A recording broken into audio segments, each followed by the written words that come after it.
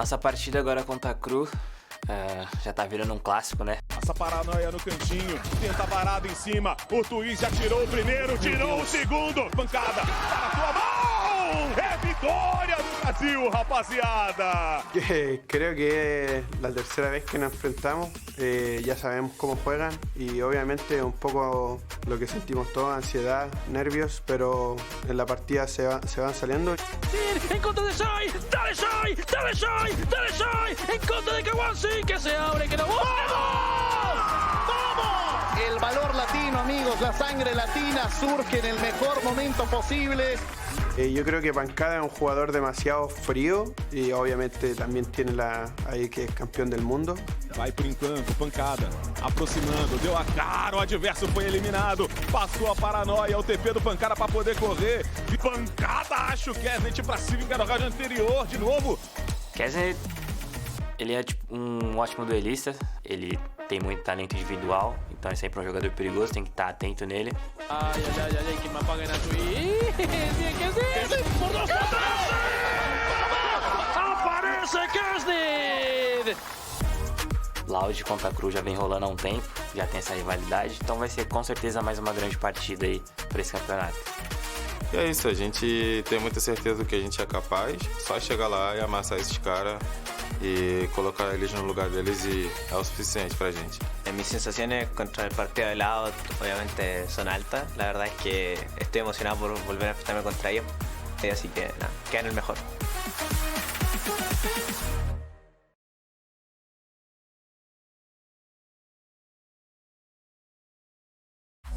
Welcome back, everyone, to VCT Americas and our second match on this opening day of Stage 1. We got KRU Visa going up against Loud and facing off for the third time this year. Of course, I'm Golden Boy alongside Brendan Wyatt. Now, here's the thing. We did a groupology earlier that really rattled us and shaked us to our core, okay? But this time around, we figured we'd take care of the other half of the field in the next segment of groupology!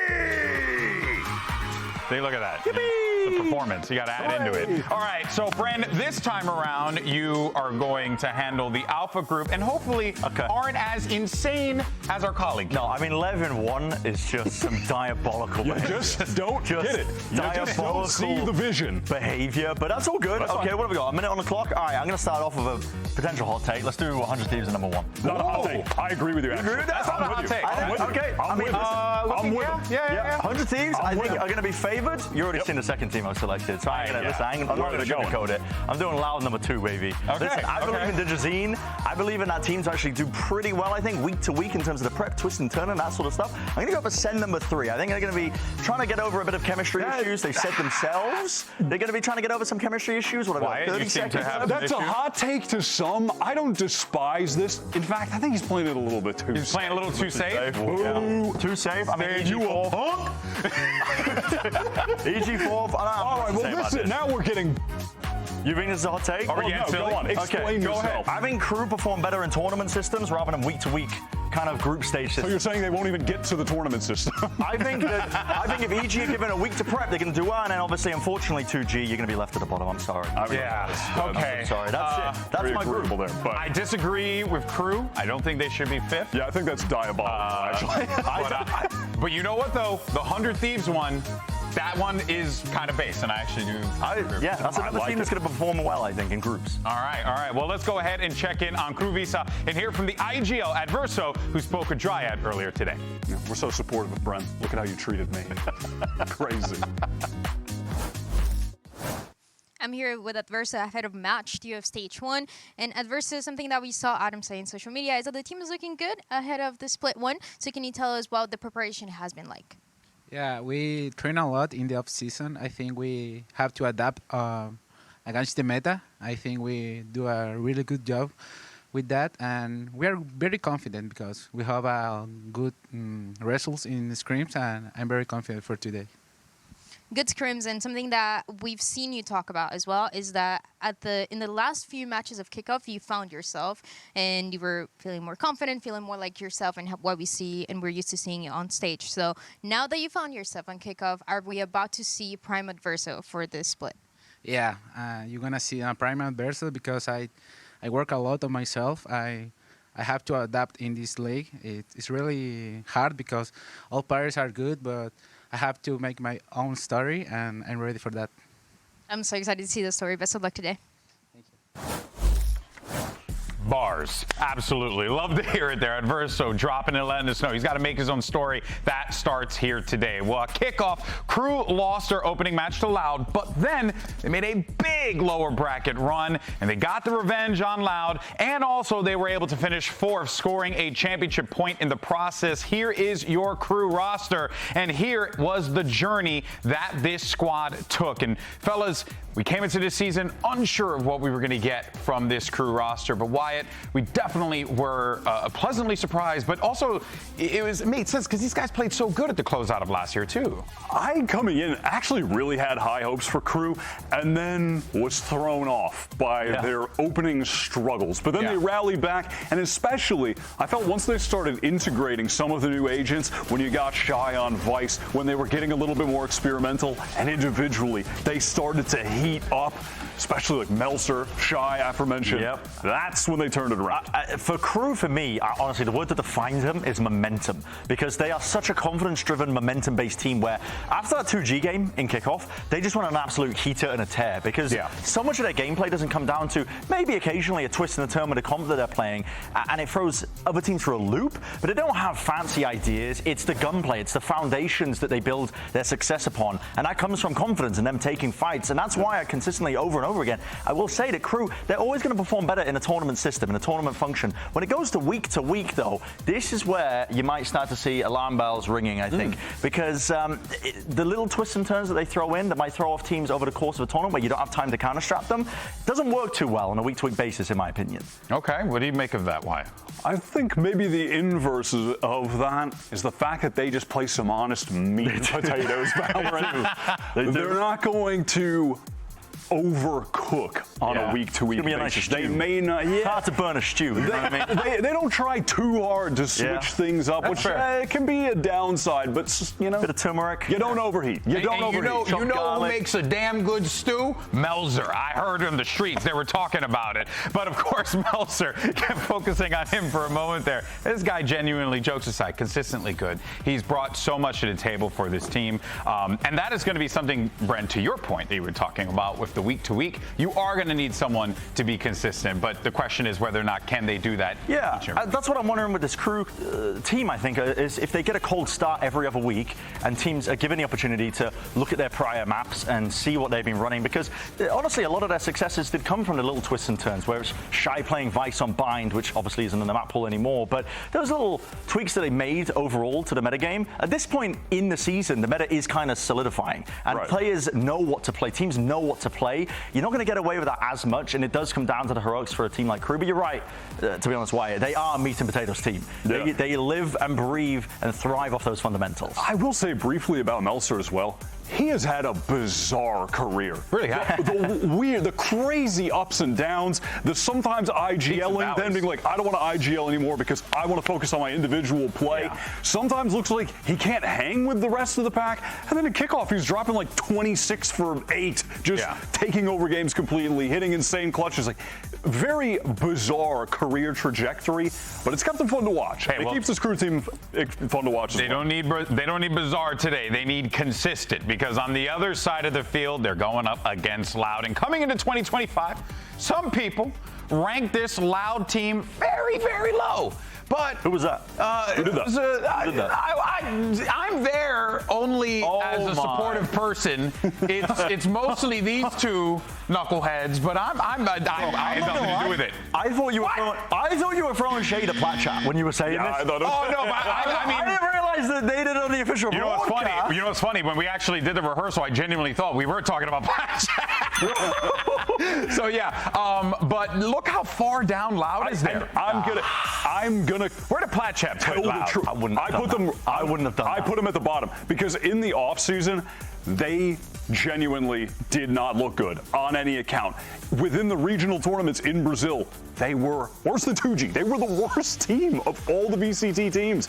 And then they come in and completely flip the script. And they're, a matter of fact, they're actually the best Brazilian. Well, they almost were the best Brazilian team. And then MIBR picked things up. But it's getting a lot more competitive. They look way better. Yeah, it's getting a lot more competitive, you know, in that region. But also, it's been great for us here in the Americas as well. But this Loud team, though, Bren, coming into this one, no one really gave them that time of day in the beginning. But now you got Loud that have established themselves. But you remember in the opening video, Pancada was saying, hey, we're fine being the underdogs. We're fine with people discounting us. And the pieces are clicking, I think, for this squad as well, because they've been, at least in Kickoff, they were really empowering Digizine, like making sure that he could play roles that he was comfortable with, putting an op into his hands when he's playing the Jet as much as possible. Yeah. But for a player like Pancada as well, who we saw glimpses of there, he's had a rough time of it as well. Like, you got to imagine, he's spoken quite candidly about his time playing in Los Angeles as well on a team that wasn't Brazilian speaking or Portuguese speaking and having struggles there. But now he's back in a team where he's feeling more comfortable. It shows. It's made manifest, I think, in terms of his gameplay.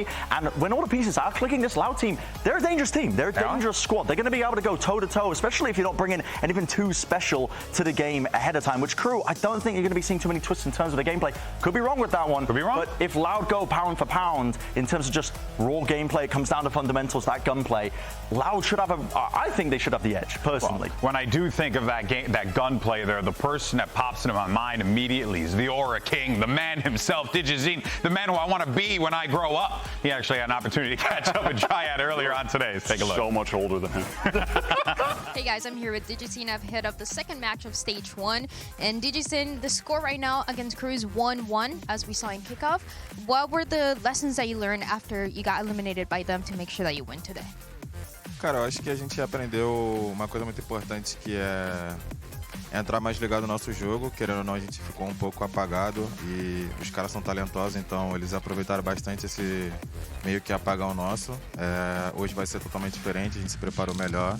A gente identificou alguns erros que estavam acontecendo na nossa equipe, tanto de comunicação, estilo de jogo, mudamos bastante coisa. Então é isso.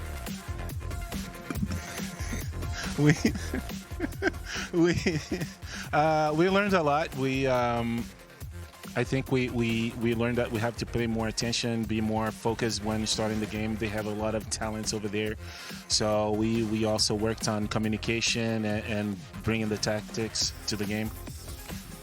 And I know it, you know it, and everybody knows that there's a rivalry with KRU, and you talked about it recently. Is that rivalry gonna fuel you to win the match today? Cara, eu vou ser bem honesto. Deus está tocando no meu coração para não falar que eu queria. Eu sinto alguma coisa, isso é fato, mas não vou deixar que isso transpareça novamente de uma forma negativa. Deus ama todo mundo, e é isso. Well, I'm gonna be very honest. God touched me, so I'm not gonna say what I really think. But you know, just God loves everyone. That's it. There's nothing else to say. Back to you guys. Oh boy! Listen, I'm not going to say what I really think. Take the high road. I wonder what that is. Very valid. Very valid. Take the high road. I can tell you right now, the translations. Yep. No, that was very mature of him. And that's why he's the man that you want to become. Yeah. The moments like that. It's the Duolingo was coming up clutch for me there a few times. It was great. In any case, though, folks, let's continue forward and keep the conversation going about Digizine, because Wyatt, this guy, he really does bring a lot to this team. Whether it's the slays, whether it's his confidence, he has a lot. And it's definitely the opping. He was insane with that weapon during Kickoff. And I was kind of talking when we were on Meltzer that he's had an odd career trajectory. Digizine's past few years have been tumultuous as well. He had his debut with Furia in the first year of VCT, and he finished in the middle of the pack of duelists. Definitely had some big high matches though, especially early on. But last year wasn't in the league. He was competing in challengers in Brazil, and the team he was on, they didn't make it to Ascension. They won, I believe it was split 1, and then they fell off hard. And wasn't necessarily expecting him to get right back into the league, have an opportunity like this. I think his career was a bit in question, but he showed out. He's showing that he more than deserves to be here. Yeah, no, and if anything, we are getting spoiled with this one because we're going to get Digizin going up against Keznit. I mean, you heard the guy in the video, right? I mean, he's talking about himself. He's a god, for goodness sakes. This is going to be an excellent game. This is going to be an excellent matchup here. Keznit, every single time we have a crew matchup, we talk about Keznit because he's just that guy. Yeah. He's an X factor for this player, Bren. He brings it every single time he's in the server. But to kind of what we were talking about, how does this play out going up against a very game Loud? Well, I think, listen, Digizin is, taking that high road in terms of this rivalry that is between him and Keznit. I respect that. There's a lot of maturity there in the ways that he's handling it. But I can tell you right now, he's not going to be taking that recent loss that they had to Crew lying down. They are going to be coming back into this game, and Digizin in particular, I think, in terms of this head-to-head, he's going to be wanting to just put out absolute fire against this guy because he knows they can go toe-to-toe with him. They already bested him at the beginning of Kickoff before they ended up playing that rematch once more, and Keznit got the better of it once more. But either way, it's going to be explosive. Might even be messy at times, but I am really looking forward to it, genuinely. One of the cool things as well, as we're heading into such a defined meta, is that these are two guys who weren't playing Yoru, they weren't playing meta. They're on the good old-fashioned Jet and Raze, and I wonder if they're going to try and just stick to that or try and lean into some of the agents that are really prevalent for duelists. What does it tell you? Comfort. Meat and potatoes. No, genuinely. We're back to the gravy. Meat and potatoes crew VALORANT. No gravy? Yeah. We're not adding gravy? Maybe maybe broccoli on the side? I'd be a bit concerned. Fiber? I would hope. They need the fiber. What? Fiber? What? The fiber haters on the broadcast? Drink your fiber, people. That'll hurt you later on in age. That'll hurt you. That'll hurt you. All right, well, look, let's move forward, though. More players, of course, to highlight on this team. Crazy enough to say this, though, because we've been following his career literally since he came into the VCT, but a mainstay of this Loud lineup. A veteran now, I would say. Cowanzine has been on this team for a couple seasons now at this point. But the thing about this guy in particular, though, is that he's always just been a reliable hand for this team. And I think that something like this paired with a very angry, very ready to go Loud Wyatt, I think very much can be a recipe for success for them. Absolutely. I was really impressed by him in Kickoff. He was untradeable. In all of these clips you're watching, he was multi-kill Marvin. No one could actually trade him. It was insane. Yeah. The amount of times he would come up getting the first, swing comes in from the second guy, he wins the duel again. That was one of the best tournaments I think he's ever had, genuinely. Yeah, for sure as well. It feels like only yesterday as well, we were talking about Cowanzine being a rookie coming in. It's crazy. Roster as well, but that's just showing the young status, I think, at this point. Just talking about that, rolling back the years, wondering like, whoa, I remember back then. What happened to the team I love? But no, he looks good. He was looking good in Kickoff, and if they keep this going, the thing with Loud is I'm so high up on this team, just inherently, because when the pieces do click, when everyone is playing in top form, when you see Prime Pancada, Prime Cowanzine, Digizin in his top performance as well, because you were talking about Digizin's history. I don't think he should have ever left Tier 1, personally, with the way that he played on Fury. He was the standout player back then for them in pretty much their entire takeaway from that year. Yeah. So I'm high up if the pieces come together, and so far I've seen evidence of that, because everyone had low expectations for them, but they performed above and beyond, I think, at Kickoff, even though they did end up falling below where they probably wanted to. Yeah, no, of course. Now, earlier, though, we did get an opportunity to talk with Keznit about Pancada, a player that he's had an opportunity to face many times in his career. Let's check it out. Yo creo que Pancada es un jugador demasiado frío y obviamente también tiene ahí que es campeón del mundo. Fue uno de los mejores jugadores que en mi época, o sea, en mi tiempo, que yo creo que fue una de las piezas más importantes junto a Aspas. Creo que es un jugador que le da mucha calma al equipo, por lo que he visto también en las redes. Siempre trata de como calmar a los jugadores de Loud. Creo que es un muy buen compañero de tener. Y nada, obviamente bacán enfrentarse a gente que, no sé, por ejemplo, a él que ha ganado que ha sido campeón del mundo y darlo todo contra él, porque es como uno de los rivales a vencer. An ice cold player indeed. Lots of respect there. We'll see what happens. But let's. This is sickening. This is making me sick to my Address stomach. the elephant in the room here. This is making me want to change my pred. I don't think anyone genuinely believes that this is one-sided who predicted for Crew. No. It just so happens we all went for Crew. I just feel good about KRU. I don't know. I just picked KRU. I don't know. Does that make me crazy? I like this KRU roster a lot, and I'm excited to see more of Adverso as well. He was fantastic in Challengers in the Ascension tournament. He started ramping up in Kickoff, but I think he's got more to show. He's trying to finish his story, whatever he said. Okay, Cody Rhodes, relax. Something like that. I don't know what he said, man. Yeah. But it got me hyped up. It was cold at the time. At the time, 10 minutes ago. 10 minutes ago. But Brent, you were the sole Loud choice. Yeah. Show you what? I've already spoken to Def about it, man, because honestly, the pieces are clicking for this team. There's been a long break since we last saw these teams compete. I could be pleasantly surprised in terms of them choosing to experiment, but I have more confidence in Loud on a week-to-week basis that they're going to come in with very good ideas. They've had a long time to prep as well. They're going to come out strong here into this matchup here today. That's my gut reaction, my gut feeling with this one, because KRU, they're just a momentum-based team. I don't want to have to keep rehashing the same points I was making. Yeah. But yeah. It's true. They are a momentum-based team, but could the story change? A lot of talk about stories today. Well, we'll see how it all plays out. Turn the page on the next chapter. I don't know. Use a book reference. Who cares? Point is, let's send it down to the stage. Let's bring out our two squads. Bruh. Hey. All right, now let's go ahead and bring out your first team to the stage. Feeling the music. It's KRU Visa. And got to give a special shout out to the KRU crew that's in the crowd. The squad that's always rolled deep for the KRU team every single time, showing their support for the boys here. Some of the most passionate fans. Yeah, gotta love them. Yeah. And the song is a bop. It's the hips are moving. You can't see us right now, but the hips are moving behind this desk. Get me in the club. GB's got a lot to shake. I do. I got a lot to shake. Baby. Puerto Rican, you know what I'm saying? All right, let's go ahead and bring out your next team to the stage. You know them, you love them. It's Loud.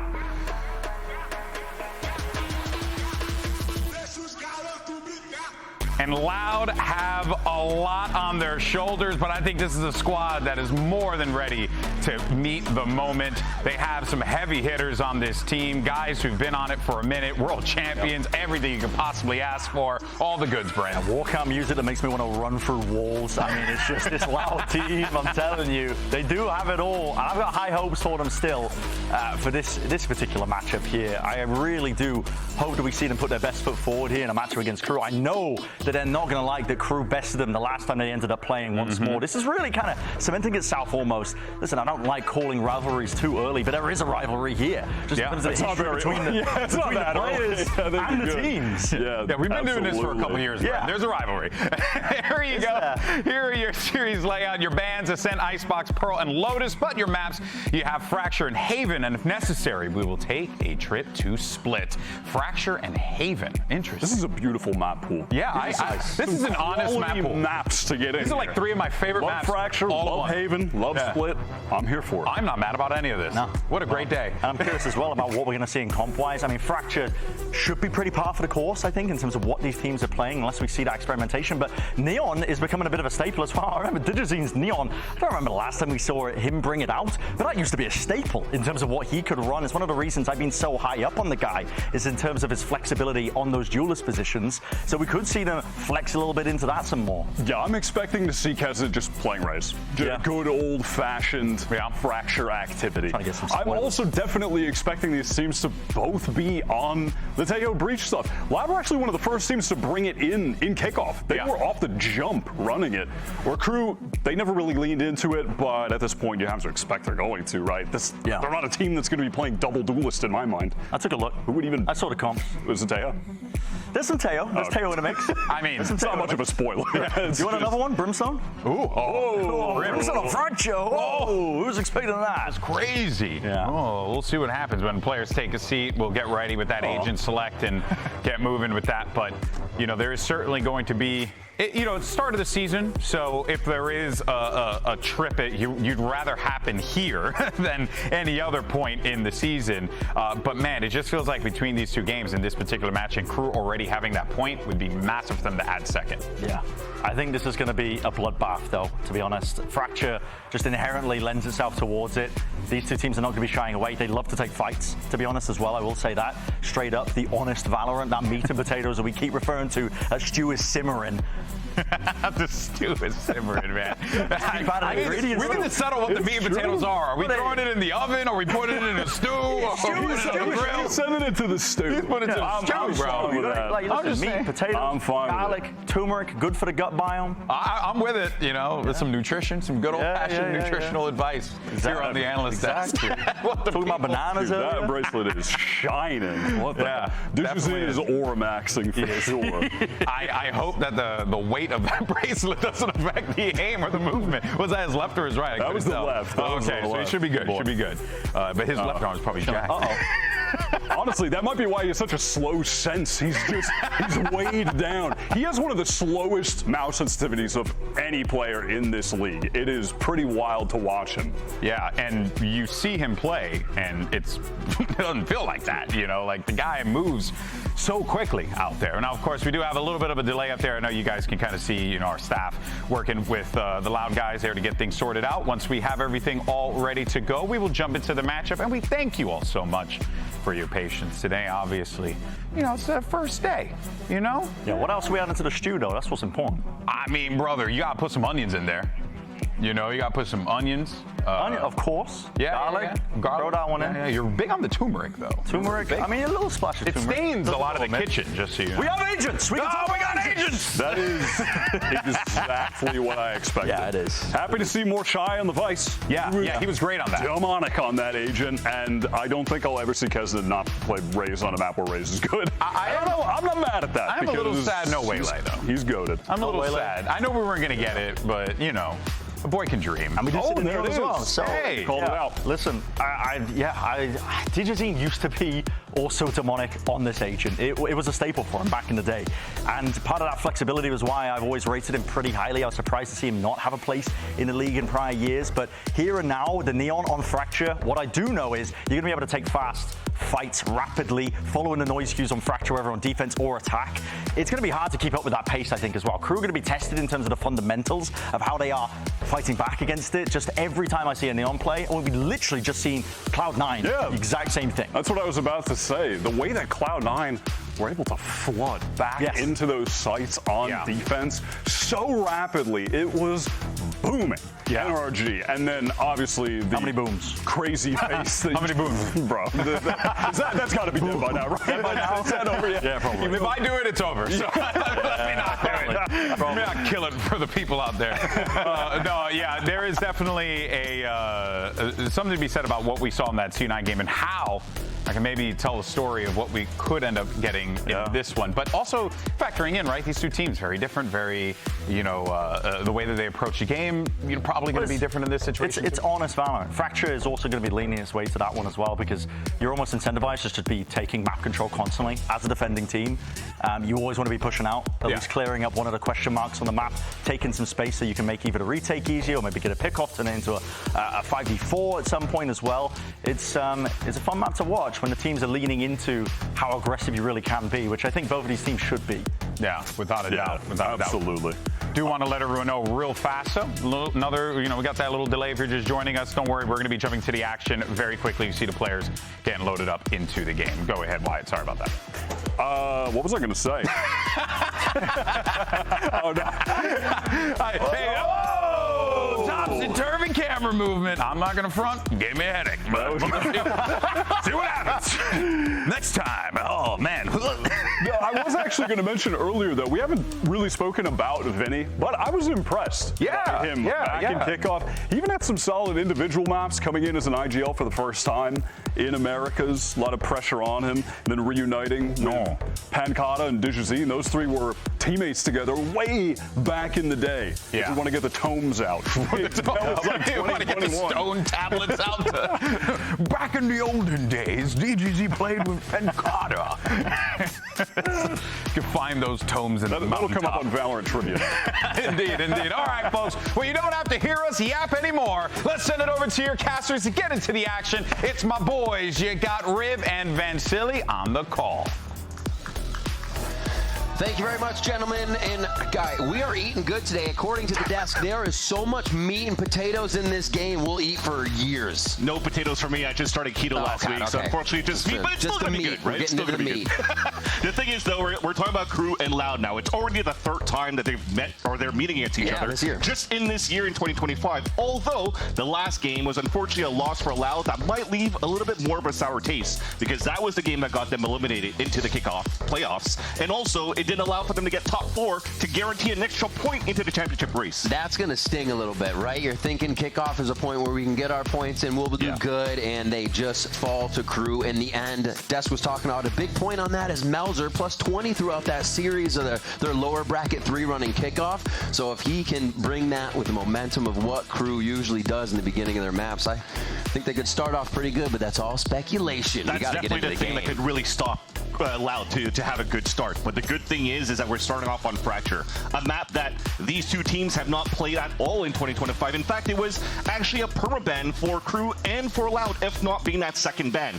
So yes, although we go into the quote-unquote meat and potatoes of this map, and it's just a standard comp pretty much on both sides. Exactly. But at the same time, for the coaching staff and what they could develop throughout the pause that they had between Bangkok and now, they could still develop some good strategies with these compositions. All right, wall's about to drop. Let's see where we're going. We're watching Digizine, a few of those Haven clips where he was able to run the operator and run KRU last time they played. So on the Neon here, it's going to be much more in your face. We'll be interested to see if they actually try to get that big purchase on him as we look towards A to start things off here. And you're already seeing how KRU are very, very active around the map on the defensive side, something that was their signature going into the kickoff. Quick kills coming down through halls, still going for the trade though. Melzer's going to try to stand tall as DG is there to clean up the last one. Limping about. Kawazine comes up with a big frag there, instantly solidifying the last one onto Shy as he was trying to rotate into the site. So all towards A, a little bit of split between north and south side there, and Loud come up pretty clean on that first pistol. And it's a great start and a strong start that you want from the Loud side, the Loud camp. And when you're looking also at the head-to-head of these two teams, we're also mentioning at the desk or even in the community itself during this kickoff period that these two teams weren't too elaborate in terms of their compositions. KRU played a little bit more traditionally. Loud maybe tested out a little bit of the Tejo and Breach until they went back into like a Sky on that split map. But now you see here the development of these two teams, what they're trying to bring out to the table after this month of practice. And once again, just a little bit of a stall in the beginning here from KRU just to make sure that they could control at least 1/4 of this map of Fracture and not really allow Loud to press forward in the beginning. Interesting, but Kawazine dips over to the other side of the ropes and threw his mollies out from that side. So KRU sees mollies now from top side, the Tejo salvo, and they come back to the south side now. So they're wondering what's the arcade play, what's going to happen when Loud is really just here looking to attack from the bottom side. And that's why they're still playing towards the spawn. You are playing an anti-eco. You want to make sure they're not pushing against you. Also on the attack side, Tui's is playing the Cypher, so he's playing the camera on the top side. And as soon as it gets broken, that's the call. The green button for Loud to hit towards an open site over towards A, which is great. They're still dotting their I's and crossing the T's to make sure that you clear towards the top site. But the post plan should be looking fairly easy here for the Loud side. And they stick together. Weapons they want to be able to cover, trade. Okay, pull, next one. They're just skeet shooting out top as they try to come out of rope there. 3 for Vinny as the Vandals and Bulldog 2 come up big. And you want to see that coming out from your IGL as well.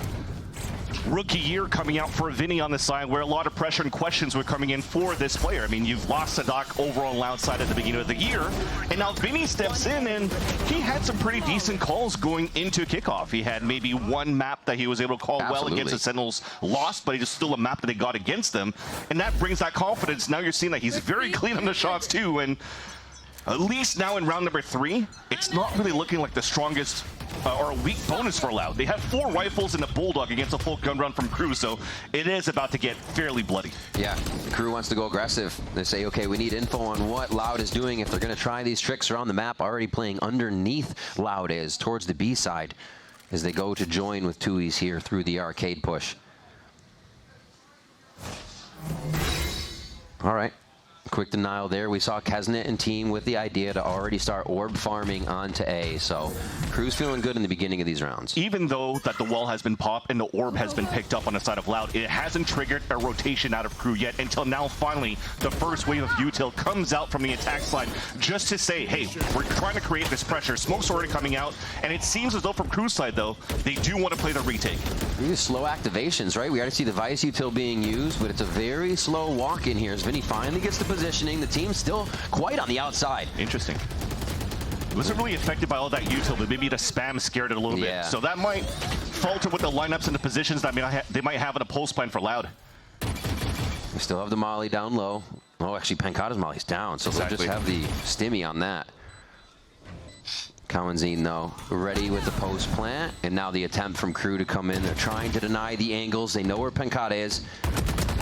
Oh, just the backs. The shots cannot be finalized right now. And those are very early salvos coming out that's trying to deny, but Loud's still going to be able to hit the shots as they move into the site, and KRU has no chance to find out where those shots are coming from. A very strong pulse plan by Loud. Although you get the plan from Vinny that activated the Rolling Thunder pretty much, he was already taken down. So you're talking about these lineups, these post plant utilities that would be very good for both of these compositions, in these post plants on Fracture. A key piece is already taken down. But the thing is, on a retake that you just saw here from KRU, they were missing a little bit of those smokes. They maybe didn't have any left, but there was just so many open angles that allowed Loud to set up good crossfires, good trades, and again, just a very clean pulse plant setup.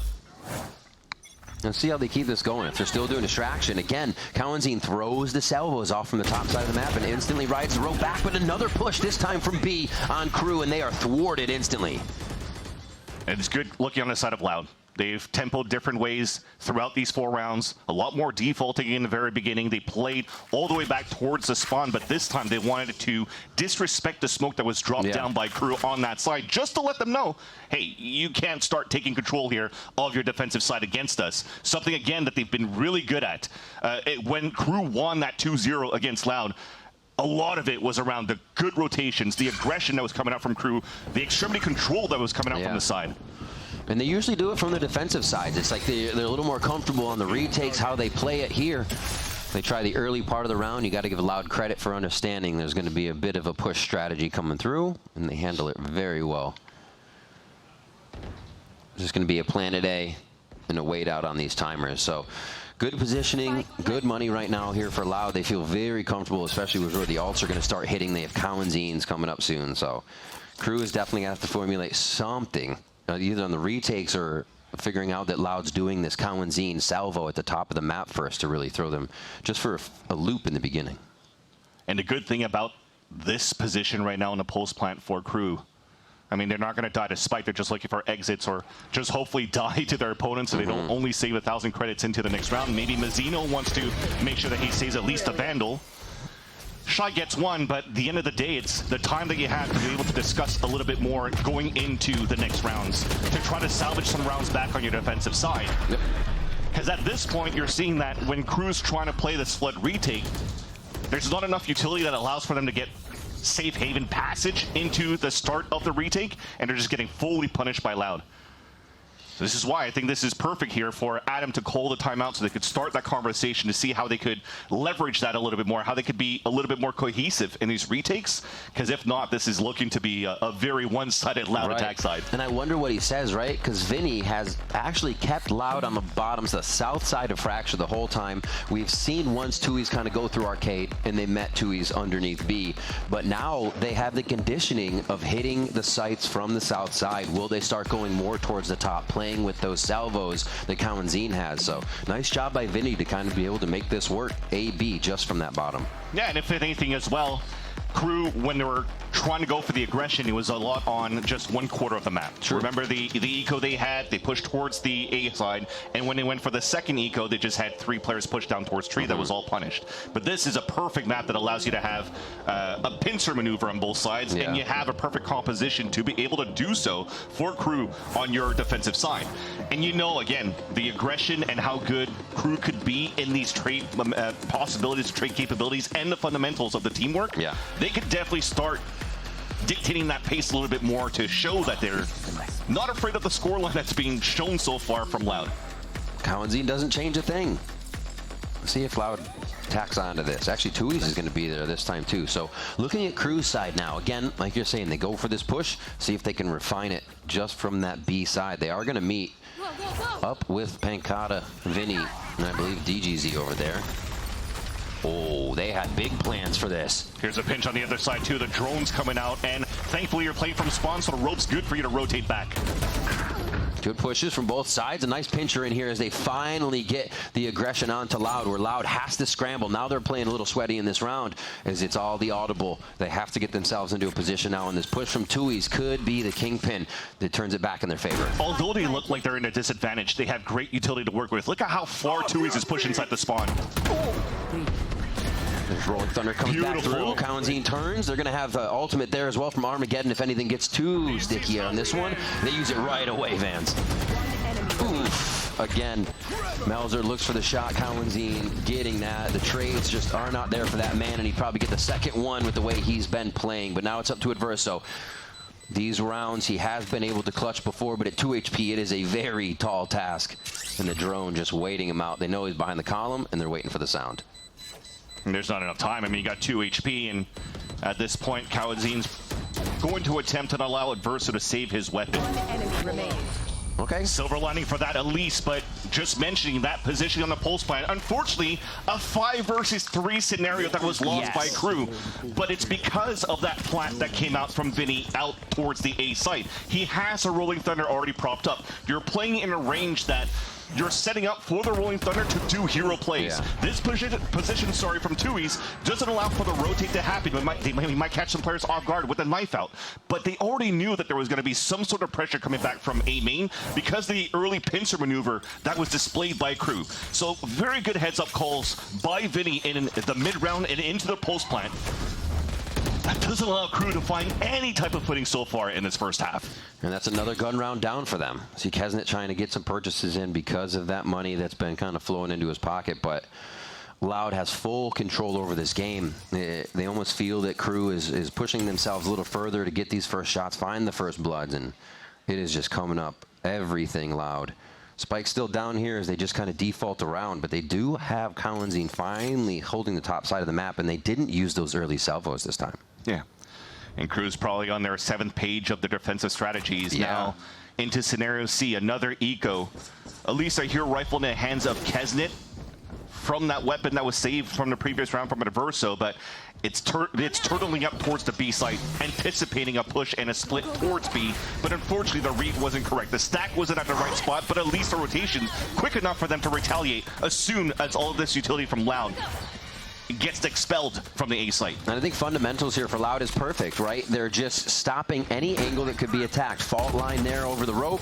In goes Digizine and nobody can pressure it. They have the space. They rinse and repeat with simple utility to keep taking small areas. And it makes it so hard. It is. There's a trip. There's a smoke. There's another smoke. There's not enough util from KRU to counter back as a team, and they're going to cross towards the finish line where, again, the crossbars are out from Loud. And again, the backer for Pankata, if any trouble is had here on Sands, they're going to have the high-low, or literally front and back, if you will. And Team Ace coming in for Loud there as they are clicking here. 6-0 to start off on Fracture. We were talking about how Loud potentially had a sour taste in their mouths. But the Des was talking about simmering and cooking, and I guess it tastes pretty good so far, a little 6-0 for the Loud side. They've been doing so much work, and everything is being executed so quick. This one in eco, so they feel very comfortable to get into position, but they're set up to defend each other in these plays as well. You do not see Loud with their back to any angle KRU has. They're always a step ahead, and KRU cannot figure out how to stop that. Here, right past the salvos, and in again, it's Relentless coming in from Digizine. He's going to keep going there. Takes down Kesnet. Adverso. A is clear again. Oh my gosh. And you're facing 4 players. You're running outside of the smoke. There's 4 players there out from Loud just greeting you. Hello and goodbye. And now already potentially, yes, definitely goodbye from the A site. As you already see Shy and Melzer rotating back to save here. Weapons and ultimates. So we're talking about now potentially, thankfully, into the 7th round that you have ult cycles and weapons to work with. That could maybe be the saving grace for you to start and kick something up here for Crew Sign. But I think also the next step could potentially start bringing out an operator from Kesnet on the defense. But the thing that's good from Loud is how they're currently playing on the post plan, chasing for the kills. The economy continues to stay quite low on the side of Crew, where they can invest into these type of utility and weapons. Right. I do agree. One of the ways to shut down somebody just screaming around the corner is with the op, that hard angle hold. We see Digizine kind of breaking the timing of what Crew wants in their defense each round there on Sands, but we end it B anyways. You see kills across the map as Loud as not just keeping it to one side here. They feel comfortable across the world right now on Fracture. And it's going to be a Guardian buy-through for Crew here, so they can at least grab a round partial way through on this first half. Loud good on protocols, Loud good on executions, Loud also very good at hide and seek, because they're just keeping, they're finding everybody. They're finding Crew hiding for these weapons, trying to save these weapons, and they're just taking it away from their hands. This is Vinny and DJZ combo just seems unstoppable. Like anything happens, you get a quick flash, then you fault line, and Digi's trying to just absolutely collapse on whoever is stunned or flashed. It's a great call. They're so quick. That's why they're staying as a duel right now, and staying as a combo just to try to find the information. The only thing here, though, is the pinch is coming on the other side. It's worked once before. Crew has to be a little bit more active to find the results, and they do get Pancada down. Smokes being out is huge. They can kind of take a breath here if they want, but do they have the chance? They say forward. W is the only key on the keyboard right now, and they are going to hit some shots. But Tui's with the Outlaw goes 1-2 punch, and they turn it around real quick. 3v2 is Crew still. I take that back. Melzer falls shy, and the kills coming in from Mazzino. Now it's just 1v1. Mazzino limping to safety here to figure out where Kawanzin could be coming from. And you just saw that Crew went for a force buy into this round because of the ultimates that they had. Playing around Shy with the Steel Guard, and then the lurk under is just so nice from Kawanzin. Throughout all that chaos, when you're trying to pincer towards that bottom side again, as you've mentioned, Riv, they had some sort of success at the very beginning to control that space. But putting too many resources on that side just left the top side open, and Kawanzin just had a free roam, free little stroll around the site, and even towards the spawn to get the kill, and even finalized the 1v1 towards the end. And like, what's bad about having Kawanzin be kind of a lurker? I mean, you have Breach on the other side as initiator. One of your initiators is also lurking as Tui's covering the other side. Salvos that could go anywhere. Your salvos that can go anywhere. Kawanzin's going to clean that up just about every time. 8-0 now as Loud come out swinging in this map. And we see Crew start to focus the top side a little bit more with their power here. Here's the other silver lining again. They only used one ultimate in the previous round from Crew that almost resulted in a round for the side. This time they have 3 ults. Kesnet is close to his. And they have decent control of Dish, where Kawanzin cannot get that lurk anymore. Activating the wall, this time you're still seeing Crew not really being proactive, as to finally you see the rotate out of Mazzino to help from the spawn, just to try to fight back here on this attempt of a control from Loud into Arcade. So good positioning at the very beginning, at least for Crew's side. A lot of ultimates here for Crew to use to turn this one around. We just saw the Rolling Thunder picked up, however, by Vinny. So they break the first initial utility. That's going to make Digi happy to have a fly into sight be a little safer. And here comes the Rolling Thunder for the execution. Oh, Mazzino's going to get cooked up so bad by Pancada. Beautifully played on the entrance from the B connector.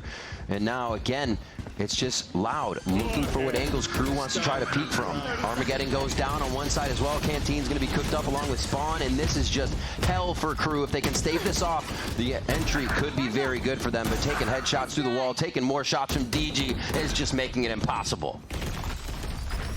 At least we have here the Armageddon if he could get some space, but he's just stunned up at Verso. Oh my gosh.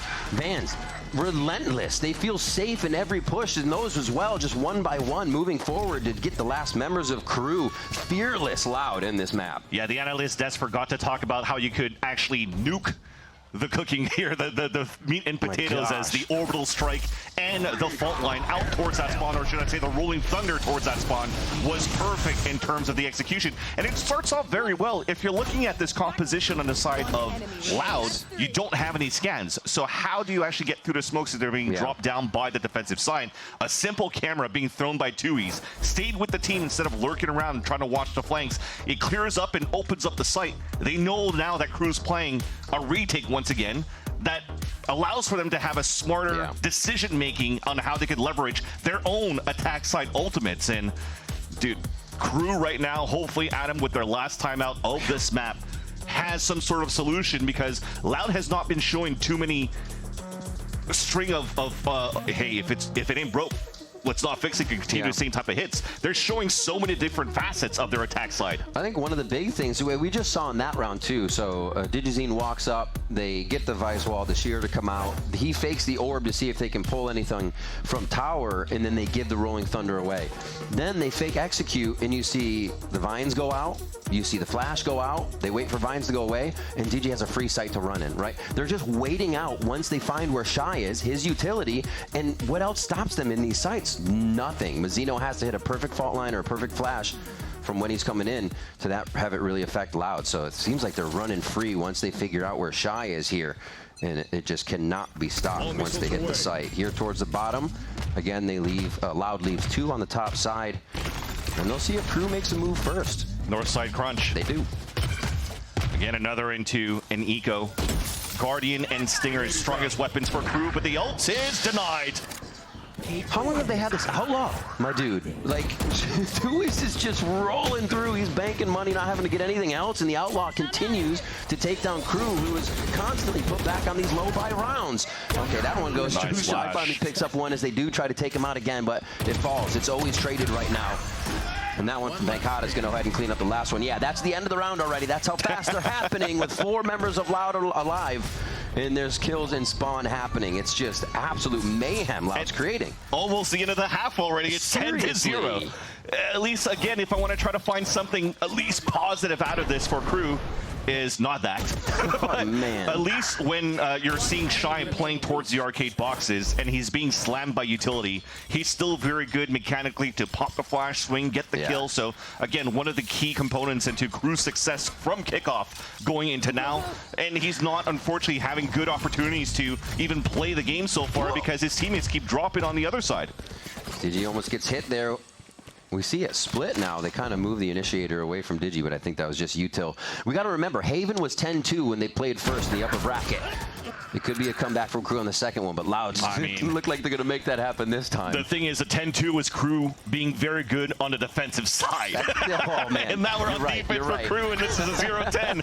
I think at least, if anything, Riv, you talked about Haven, that's the next map, so we could focus on that as well. that could be a silver lining for Crew to maybe push us into a third map, but right now at this point, it's almost a done deal. You're just hoping on going into the second half that there is some sort of strategy to at least be able to play a lot of post plant for Crew, because they have a perfect composition for it.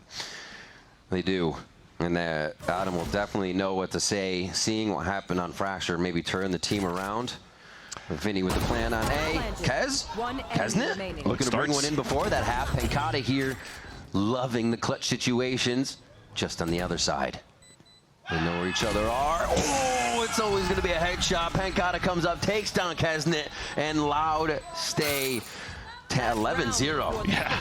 Pankata doesn't skip a beat. If you're actually following social media and you follow Valorant NA socials on Instagram, I know I'm a boomer, I'm talking about Instagram, but at the same time, he was voted the best controller by the pros going into stage 1. So this is by the pros. So you're playing against a god being Kesnet Deus, but at the same time, it doesn't make you quake in your boots. You're still able to win the duel and then also make it 11-0.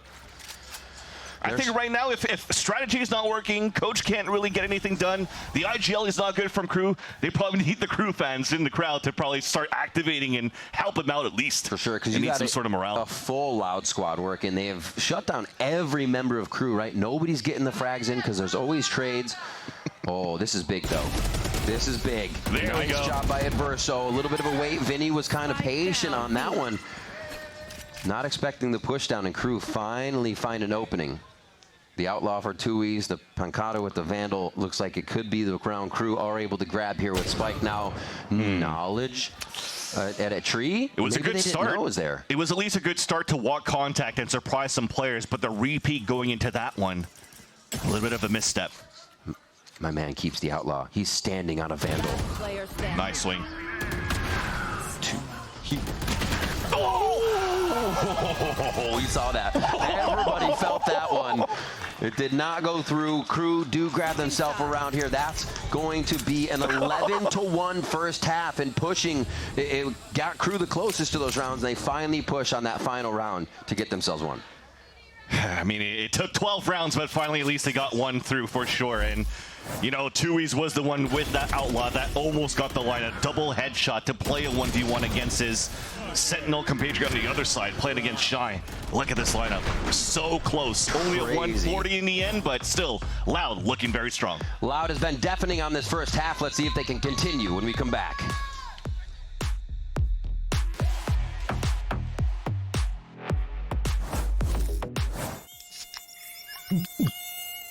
Oh.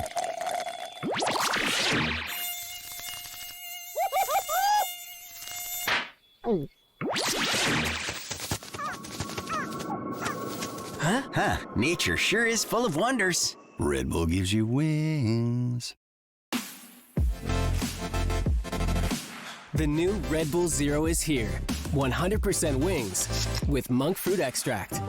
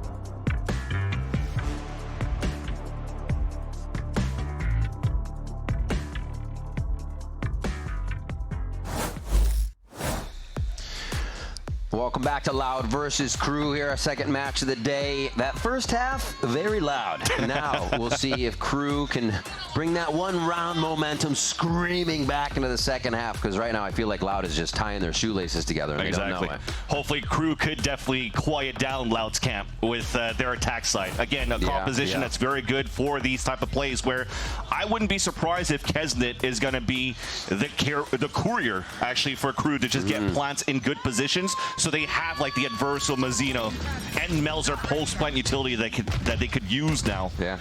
In these post plant scenarios. But look at that. Looks like Loud doesn't want to let Crew once again control the attack side. Already a push from the bottom of the map.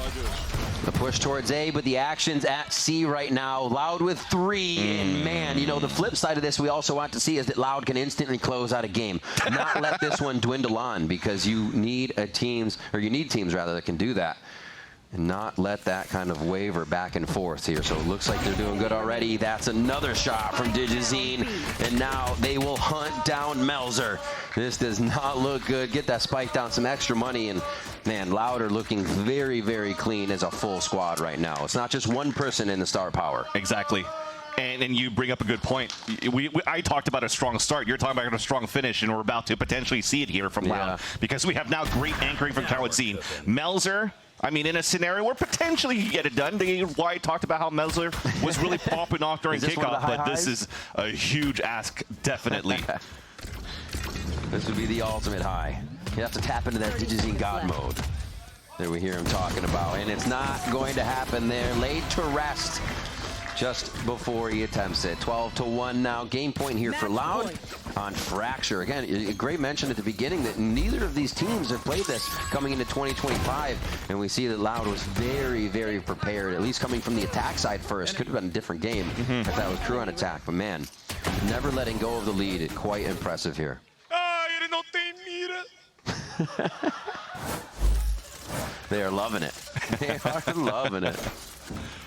I mean, when you're feeling at 11-1 half and now already on that point, that's definitely a lot of confidence. Lots of utility. We were talking about that to try to get you into the site. So Molly, fault line, salvos, but a counter Molly, sorry, to prevent the early push out for a plant. Oh, only W keys. They're in the site already. You see Shy kind of curling up over there behind the spike boxes. There's a plant coming down now from Adverso with a lot of low health bars, though, on that attempt as they got tagged up, and it's going to be tough as they protect for the retake.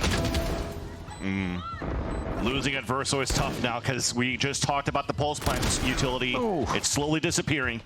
They are just going back and forth right now. Slivers of health here from Azino and Melzer. Cowanzine 1, Cowanzine 2, a third one from the same spot. He's just going to turn. And Picada's going to get half on this one and then look for the fight. Oh, the jump and right click Shy.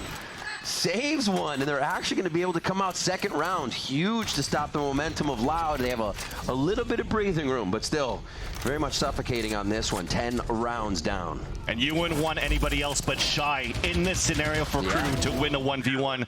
He was basically the highest rated player in number of clutch wins during Kickoff of Americas. That's now converted at 24% when the average is 11% on clutches. And now adding 10th to the tally of number of clutches he's done this year so far in Americas. Now a little bit of breathing room for Crew. Sigh of relief after they went for the Stinger buy and a plant, so that resets the economy of Loud. So will this actually be a very strong finish from the defensive side now of Loud, because Crew might start snowballing a little bit here. Focus towards that top side here for Loud as Crew, they look like they're going to have good positioning. See how Kesnit's entries are. Digizine was able to go crazy and create distractions with that wall, slide around, but it's a little easier to identify the raise as Crew identified 2 quick kills in Arcade. Digizine with a Sheriff on the other side, and this could be a pickup if it's not protected. What a oh my god, Mazzino with the flicks, beautiful. Still, although it's against an eco here from Loud side, you still see the back and forth coming in from the defensive side just to try to get that double swing, the pendulum, the ping pong, to at least get the trade through. But looks like Melzer keeps his cool in that moment and is able to drop those opponents. We'll see it again. So yeah, Loud just tried to put that fight up on Arcade. Huge job by Melzer. So Crew is not afraid to get into the sites. We see that they are not timid from the first half. Pressuring in immediately, knowing when they have the advantage. That's exactly what we need to see. They have to be hungry here for these rounds. And sorry, it was Mazzino there as a breach on the top, but nonetheless, that's something that you need coming out from everybody on the side of Crew, just like Loud has been very prominent across the board in the fragging department. Nice little trap play. That's going to hit 2. Oh, the counter. That was so good. You saw Vinny was inside sight, ready to shoot a fault line right under the satellite. Timed that with the Armageddon and Cowanzine, and they just slaughter Crew as they try to take that top side. And I was just about to mention on the first half on Crew's composition and how it was fairly standard how they were trying to play the defensive side, but for Loud, they definitely came up with a nice little trap play that caught Crew off guard. The camera was so high just to make sure you could watch very deep down that line and just activate here. But by the time that you could break the cam, it's so hard for you to retreat from. Quick trades. 3 for Cowanzine now, making this real tough. Will he go for another one of his 4Ks? Melzer's at 30. Shy is about to be trailed as well by Digizine, but they have a moment.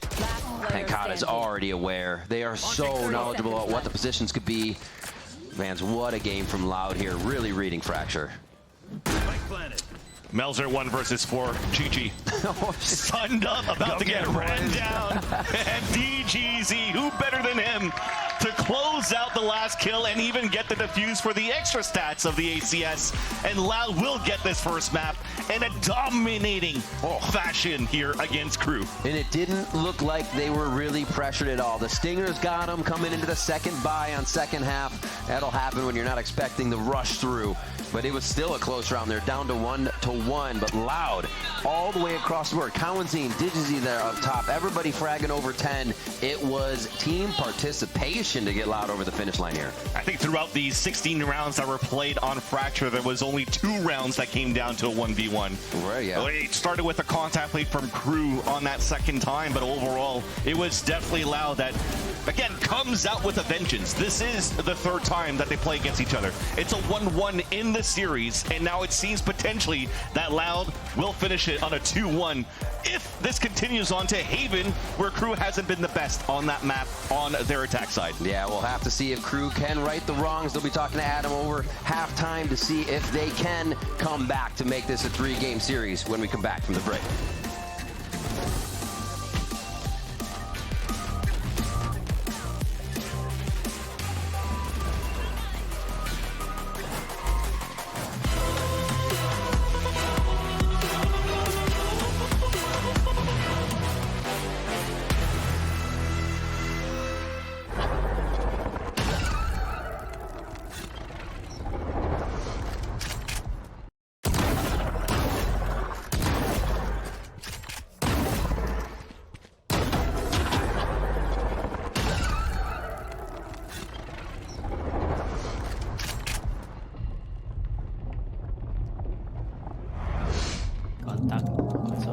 Okay, Team Secret, we need you guys on the stage now. Come on, let's go. Let's go. Let's go. Let's go. Let's go.